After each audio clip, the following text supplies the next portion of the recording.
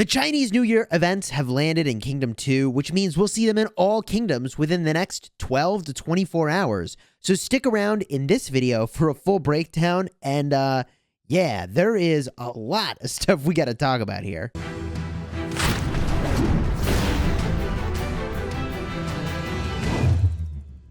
Hello, my friends, and welcome back. I'm Chisgule Gaming, a sponsored content creator for Rise of Kingdoms, and today we're covering all of the events that are on the horizon for the Chinese New Year in 2021.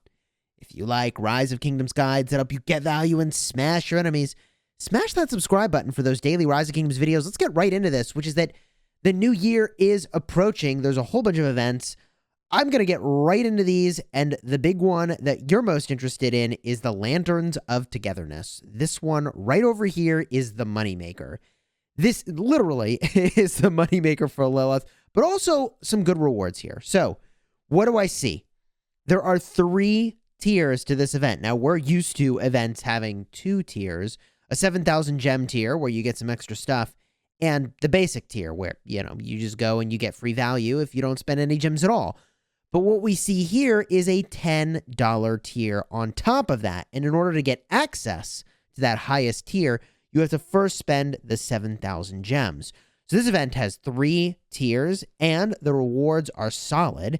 As I cruise through this, you'll see what those look like, and I'll talk about a little bit the difference between the tiers.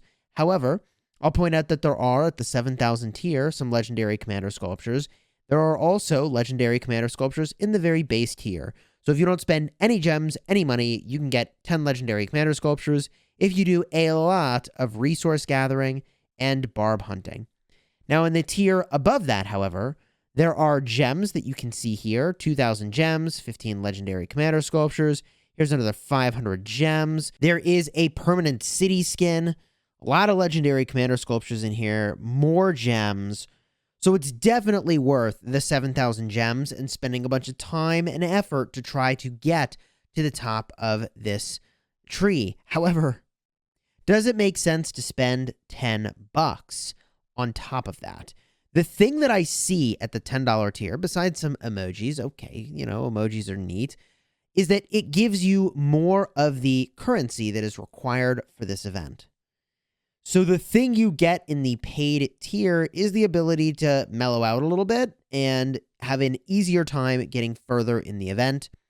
There are some equipment materials in here as well, 4 additional blues, some crystal keys, some speed ups, some patterns, 2 epics, and at the very top end of things, 2 legendary materials.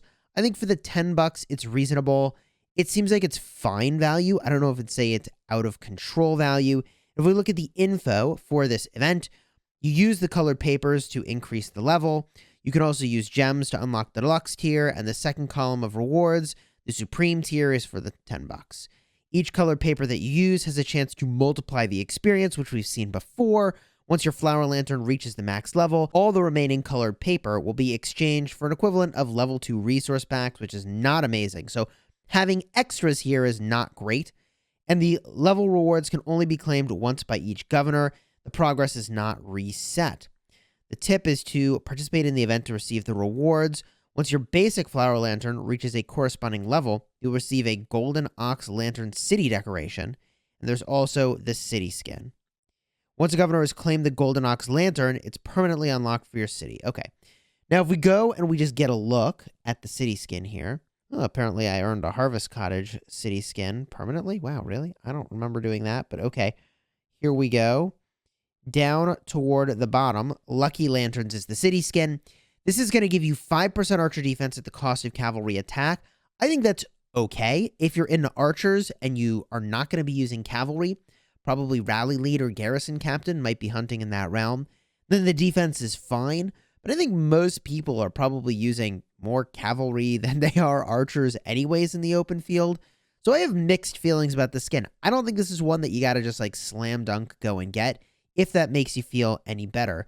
But you should be, by the way, going in and doing the 7,000 gem tier. Every single governor should. We always talk about how every governor should save up the gems to be able to do it. The only reason you wouldn't spend the gems is if you really, truly don't have the time, but look at that. At level 1, 7,000 gems for 5 legendary commander sculptures. I mean, that's good stuff. That is legitimately good stuff. How do you get the papers needed for this event? Map collection, city collection, defeating barbarians.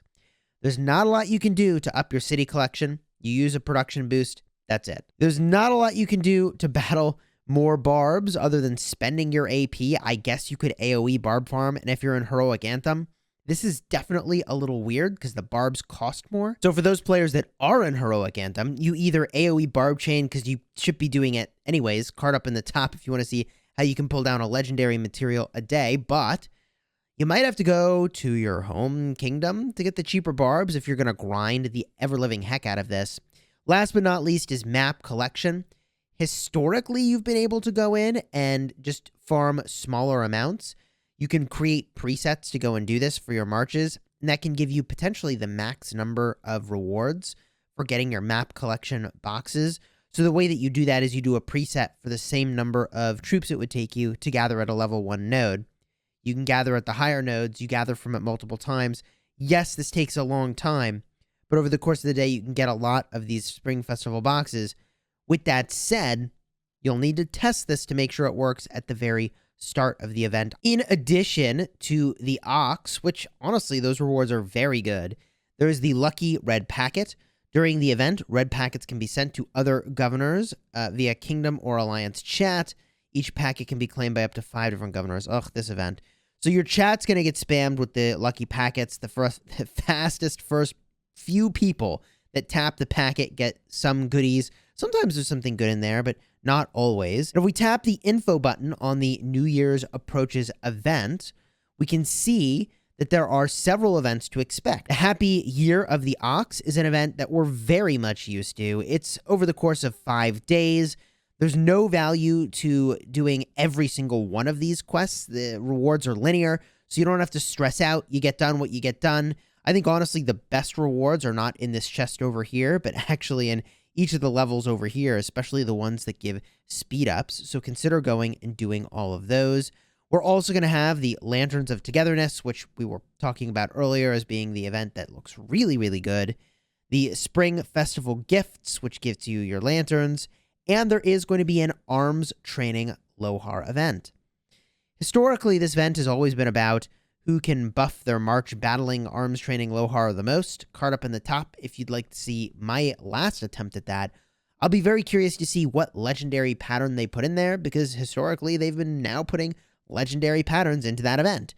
And last but not least, Strange Incidents. The village is on fire. This typically is where you've got to go and send a bunch of scouts around the map. That would be my expectation, and that's pretty straightforward, and you get some rewards. I'll look forward, however, to see exactly what this one looks like when it becomes available. The last thing that we know to expect, by the way, is going to be a bundle 2 or 3 days into the event. That means there could be a recharge event around the corner. In fact, I would absolutely expect it. So if you are planning to spend a little bit of money in Rise of Kingdoms in the next couple days, look for the recharge event. That would be the time to go and do it. I know that a number of people are not spending in the game right now, so I respect whatever your choice is, but if you are spending, that's the time. If you're not spending, then your focus is going to be on completing the Lanterns of Togetherness using the free-to-play approaches.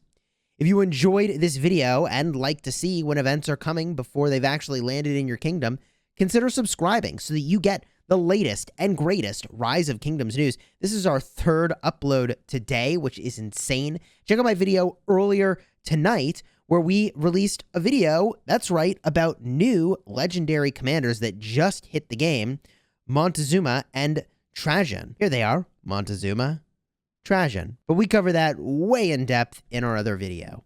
Leave a comment with your thoughts on these events, and until next time, you have fun smashing the kingdom.